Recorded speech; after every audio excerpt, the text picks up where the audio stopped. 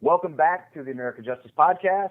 I am your writer, your co-host, Mr. C. Derick Miller. On the other side of town over there is Mr. Scott Foganty. Scott, how are you? Hello, I'm doing well. I just noticed, I don't know if everyone else has noticed, I'm assuming they have, but there's an empty chair sitting next to me.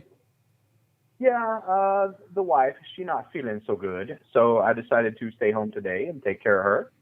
So, I heard something on your Facebook, like she ate some breadcrumbs or something, and like she has celiac disease, and yeah. My wife has celiac disease, and she's she can't eat gluten at all, and it's not just some kind of fad that she discovered on a bumper sticker at Starbucks. She really can't eat gluten. If she eats gluten, it makes her very, very sick and could possibly someday kill her. So our home is almost 100% gluten-free. Eating out at any kind of restaurant is always a crapshoot. Because even something as simple as cross-contamination, where they used a utensil to touch something that contains gluten and then touched her food, could make her sick. So we have to be very, very careful. Man, that's crazy. Well, I'm sorry to hear It that. is. Hope she gets to feeling better. Yeah, I hope she does too. To be determined. Well, aren't you a dutiful husband for staying home and helping her?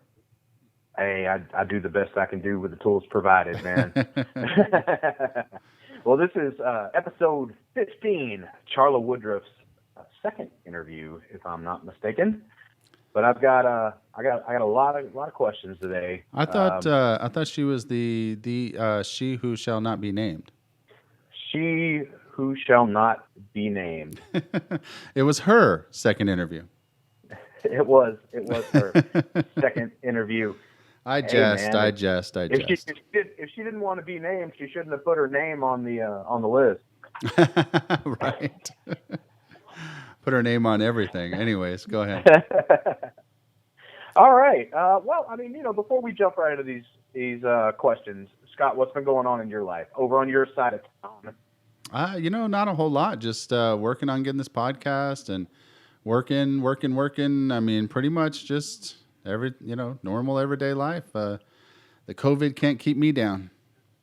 Right. Oh yeah. It's not keeping the art industry down. That's for sure. That's my workload throughout the week has just been ridiculous. It's the rich and the mighty of the world have decided to ship all their art all around the country, and I tell you, man, it's been something. It's been hard to keep up with everything I got going on.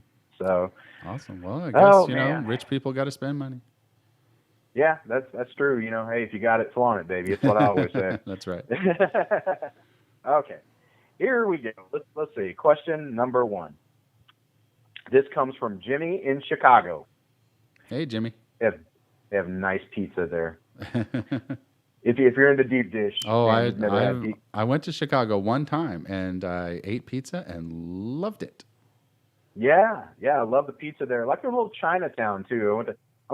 Most of my travel stories revolve around food. But right. there was an app that I used back then called the TV Food app, and basically, if it was ever one of those places that they had showed on the Travel Channel or the Food Network, it would be on there. You could use your GPS to show which locations were closest to you, and you could go get something to eat. So nice. I actually went to the Chinatown in Chicago to have Chinese food, and there was nothing in the entire restaurant written in English, and no one spoke English. You just had to point at the menu, and it was quite possibly the best Chinese food I've ever had. Nice. So, okay, here we go. Question number 1. Jimmy in Chicago. We love you, Chicago. Yes. Did anyone involved in this case ever take a lie detector test? Well, that's a really good question. Nobody took a lie detector test before Brandon was arrested. I remember it was only 6 days after the bodies were found that they arrested Brandon. So there really wasn't a lot of time for any investigation, let alone. And it was also the day after Ranger Collins talked to Brandon. So, he hadn't even talked to really anybody except for Mike and Charla and Brandon and, a couple family members. And remember, he hasn't even brought in Michelle Lee yet for her official interview. So, it's there's not really a lot of time. But since then, since Brandon has been convicted, he has taken 2 polygraph tests and passed both of them with flying colors. Both of them done with world-renowned polygraphers, what they're called. And that's the only time or the only person that I know of that's actually taken polygraphs. No, Charla or Mike have not taken polygraphs, but if that was the question it was about. But Brandon has, and he passed 2 of them. Now, you said they're called polygraphers? Polygraphers. Polygraphers. Right. Okay, polygraphers. Now, I recall reading somewhere in a lot of my research back when I was working on the expose many, many moons ago, the polygrapher that they used wasn't he employed by the royal court? Yes, that's why I say London? he was world renowned. Like this guy, wow. He's been all over the world and training and doing this for other high profile cases. And it was actually kind of funny because when I was watching some true crime show, I forget exactly what it was, and they were talking about that the person took a polygraph and they named the guy that did it, Eric Holden, and I was like, holy crap, that's the same guy that did Brandon's. And so yeah, he's very well known, very highly regarded all around the world.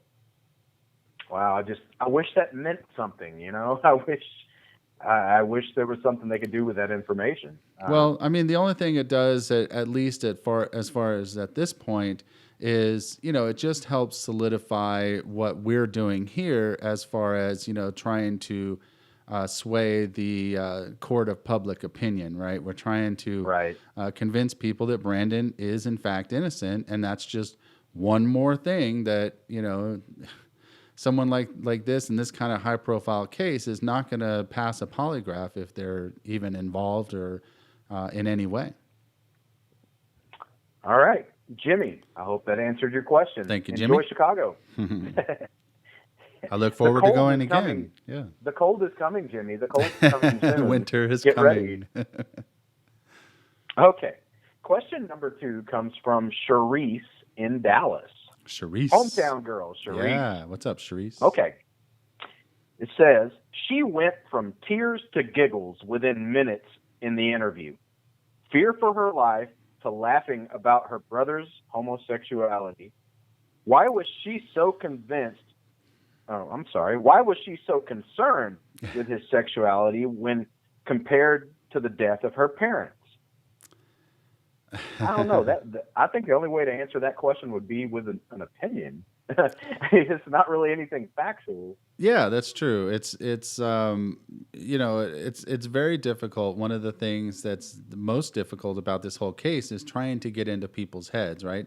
People trying to get into Brandon's head. People are trying to get into Charla's head. Like what were they thinking behind some of this stuff? And if you watch Charla's full interview, you can definitely see that she does do that a lot. She'll go from, a 10 on the emotion scale to a 0 back to a 10 within seconds. So I don't know if, obviously we've talked about her mental past or psychiatric past, but I don't know how much that plays into it as much as just, she's just that's just her personality, So friend told me a long time ago that said, if I, say something mean to you, does that mean that I'm, psychotic or whatever? It's like, no, it just means you're a dick. Just because somebody does something that's, mean and talking about someone's sexuality in a mean or hateful way doesn't mean it has anything to do with their psychoses. It just means that they're just a dick. Yeah. Well, Charisse is absolutely right. Thinking back, for a moment there, it's like, I'm going to move to another country. My brother is a homosexual. Yeah. So, it's just. Well, it also it got me, redoing this episode and looking over this interview again. it just really solidified the amazement that I had that all of these people coming in, you know, from Mike, from Michelle to Norma Etherington to Charla, not once did in any of these interviews did anybody say anything about the crime scene itself or, you know, what might have actually happened. It was all, hey, Brandon's a bad dude because of this and that and this. Right. And, you know, it was just so frustrating that, you know, and we'll get into that next week with Susan Constantine. She sits there and literally says out loud, like, I can't believe that Ranger Collins used any of this hearsay in an arrest affidavit. Like, she was floored. Cherise from Dallas, thank you very much for your question. Keep listening. We'll keep talking. That's right. All Thank you. Right. Let's take a quick break, hear a word from our sponsor, and we will come right back. All right. Central Vapors is the premier online vape store that you've been looking for. If you are currently buying e-juice for e-cigs, you are more than likely spending way too much. You can save money by buying in bulk. No, we're not talking Sam's Club buy it by the gallon bulk. We're talking flavored e-juice in 120, 250, or 500 milliliter bottles. Think about it this way. 8 bottles of 30 milliliter e-juice would cost you anywhere from $100 to over $250. But at Central Vapors, a 250 milliliter bottle is only $28.95. And if you use the code AJARMY, you'll save 50% off your first 3 orders of bulk e-juice. Central Vapors is one of the largest independent retailers of e-cig supplies in the country. They provide all your vaping needs from e-juice to DIY supplies to pens and custom e-cigs. They even have CBD oil as well. With $2.99 shipping on all orders under $50 and free shipping over $50, you will not be disappointed. Customer satisfaction is always guaranteed. Head on over to centralvapors.com/AJARMY to claim your 50% discount on your first 3 orders of bulk e-juice today. You won't find a deal like that anywhere. Again, that's centralvapors.com/AJARMY. Hey, everyone. We hope you stuck with us. This is the American Justice Podcast Q&A edition for episode 15, Charla Woodruff's second interview. She who shall not be named. Second interview. Second interview. Yes. The first one was so good, they put on a sequel. There was no third one, though. So does that mean the sequel? Isn't that a rule? No like trilogy. No trilogy. All right. Next question comes from Susan in Irvine, California. Hey, Susan. I used to play roller hockey in Irvine, California. Nice. Love Irvine. Yeah. My knees are so shot now, man. I wouldn't even try again. Welcome to getting older. Okay. Susan would like to know, what would being in school and heading toward a criminal justice major have to do with Charla's ability to conduct a jailhouse interrogation? It's the same as assuming a 16-year-old in driver's ed could race NASCAR. Right. Well, and I have to give, I kind of digged on Ranger Collins a little bit in the episode, but I have to give him a little bit of credit because the only time that he really said that was right there after Charla was, trying to get Brandon to admit something. It's like that, because that's an interview, that's a criminal justice interview technique. You try to minimize what the person did to give them an out to say, okay, yeah, you're right. Like, for example, if somebody's accused of murder and you're like, oh, well, surely maybe it was just self-defense, or maybe it was something, you try to get them to admit to a little bit, and then you circle back around and try to get them with the big thing. And that's what Charla was doing at the time. She was trying to tell him, Brandon, that, you either did this because someone made you do it, or you did it because, someone was trying to, you were part of a gang, or like, trying to kind of give those outs for Brandon to say, okay, you know what, you're right. Someone forced me to do it, and that's why I did it. So she was just trying to give him an out, and I think Ranger Collins kind of recognized that as an interview technique or interrogation technique. And that's when he was like, oh, don't forget, like, she's a criminal justice major. But you're absolutely right. It should not have had any bearing on the truthfulness or the trustworthiness of what Charla was saying. Right. Well, we're going to have to do that open heart surgery. It's a good thing you went to veterinary school. Wow, this heart is so much smaller than a horse. It's weird. Okay. All right, Susan. Like that's another one of those opinionated questions. Yeah. I hope. Hey, I have no problem ever giving my opinion. That's for sure. No, not at all. And I think these are some worthy things that needed to be brought up. Let's see here. Question number 4 comes from Jean in Paris, Texas. Hey, Jean. Or Jean. Could be Jean-Luc. Jean-Luc Picard wants to know. Make it show. Okay. Oh, this question is actually to me. Oh, nice. It says, for your writer. That would be you. If you were so put off by the Bond thing, James Bond thing. James Bond. If you were so put off by the Bond thing, why did you stick around for 8 more years? If that wasn't the final straw, what was? Curious. Okay. I was totally put off by the Bond thing. Not only was it frightening because I thought that what I was being asked to do was illegal, I was also frightened for losing my job. I was a newly single father with 4 children that were all under the age of 10 at the time. And I didn't know. I hadn't been in law enforcement much at that point. And my instinct was to follow orders or go look for another job. And when you live in Greenville, Texas, not a lot of choices for someone who needs a job that still has to care for 4 small children as a single parent. Right. So I turned the other cheek several times, but nothing as big as that, as far as I'm concerned personally.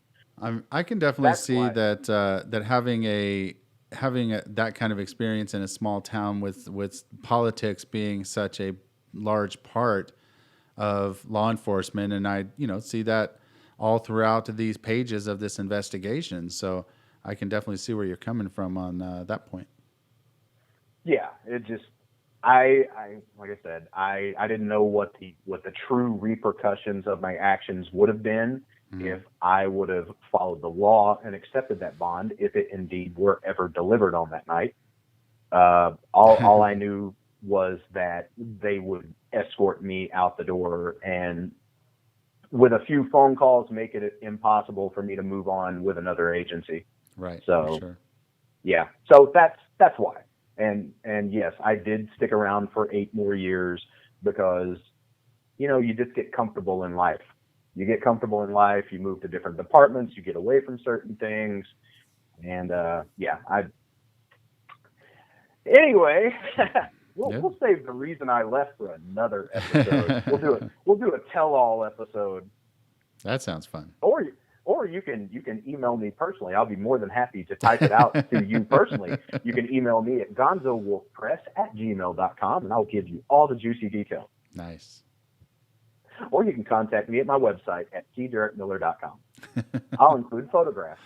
And if you're really nice to him, he might make you some Chad's Badass Chicken. I will make you some Chad's Badass Chicken, and we can talk about it over dinner. Okay. Last question. Yes. This comes from Ricky in Little Rock, Arkansas. What's up, Ricky? I don't have many bad things to say about Little Rock. I used to drive through it a lot. Yeah, that's. I understand it's actually very beautiful out there. Yeah. I was always in a hurry to get from one place to another, whether it was Memphis or back home, but I've driven through Little Rock a lot. Nice. Okay. Ricky says, I went to college. Everyone lives some type of alternative lifestyle when they leave home. Everyone we know. He says, Everyone, period. As in, everyone lives some type of alternative lifestyle when they leave home. Right. Everyone, Right. period. Right. We know Brandon's. What was Charla's?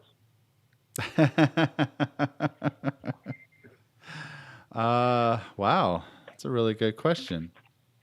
You know, I get what Ricky is saying 100%. And again, this is another one of those opinion questions. Mm-hmm. I picked a lot of those this week. But once again, I think there's things that need to be brought out and discussed. You know, everyone likes a good what if scenario. Right, right. You know, Mike and Charla and all them, you know, they were only 18, 19, 20 years old at this point. So they hadn't realized yet that, you know, people change and they move away and they do certain things that you're not aware of that they may keep private. And, you know, so all they know is they grew up in rural shit kicker Texas. And, you know, that's the way that life is going to be forever and ever. And even for, well, Joe, it still is that way, you know? Right. So, you know, they hadn't yet realized that. So all they knew was that Brandon was, quote unquote, betraying them, you know, that he was betraying the rural cowboy kind of life. And they just didn't know what to think. And the fact that, you know, he's spreading his wings and changing and doing things that they may not know about or approve of, it doesn't really enter into their minds, I think, that, you know, hey, this is a normal part of life. You know, the way that they're looking at it is, this is bad. You know, it's making him not the same person that he was. And if he's not the same person that he was, I just don't know who he is, you know, and that type of thing. So I think it's just one of those that they just didn't know what to think because of their limited life experiences. But you and I and the casual observer, you know, the people that are a little bit more mature, the question then and Ranger Collins at this point should have been more mature and should have realized, what does any of this have to do with killing your parents? You know, it doesn't matter if you're keeping stuff private. You know, if all of a sudden you found out that I had a passion for selling cars and, you know, like I had something that you never even knew about, does that make me a different person? You know, it just, right. it's just, Ranger Collins should have known better. I'll put it that way.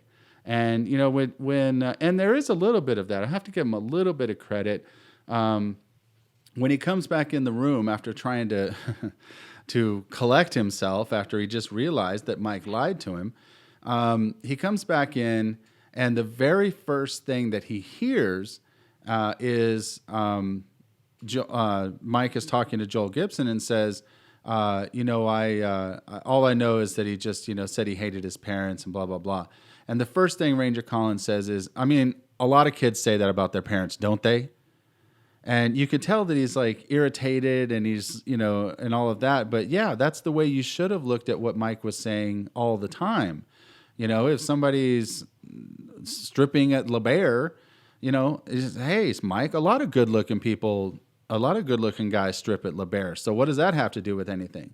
Instead, they took it as, okay, Brandon's, you know, not the person that we think he is. And it's just BS all the way around. It has nothing to do with killing your parents, has nothing to do with being a murderer in general, just somebody coming out. The biggest thing that is relevant to the investigation is, you know, where did Brandon say that he was and where was he? And that's what he should have been focusing on. And that should have been, you know, if he would have focused in on that time, he would have realized the same thing I realized, that, you know, Brandon only had 14 minutes that he was unaccounted for. And that's the only thing that should matter about anything. It shouldn't matter what his lifestyle was. Shouldn't matter who he was sleeping with or who he was trying to keep it, you know, private from. So that, I'm sorry, it gets me a little worked up when I start thinking about, you know, why any of this mattered. No, you're absolutely right, 100%. 90% of this case is a smear campaign. It has nothing to do with actual law enforcement. So that's it. Ricky, once again, your guess is as good as mine. But good things to ponder. And just like you said, Scott, I mean, the investigators, whether it be the Texas Rangers or the Hunt County Sheriff's Department, those guys go away to police academies and training and universities to learn all of these things. And they're away from home. They're growing up. They're experiencing things. Not once did they look inward at possibly any experiences they had. When you're trying to fit a narrative that this person that you arrested is guilty, and you've got nothing to go on, as I said in the episode, you got to realize, they didn't know what evidence they had yet either. All they know is Brandon was off on his timeline.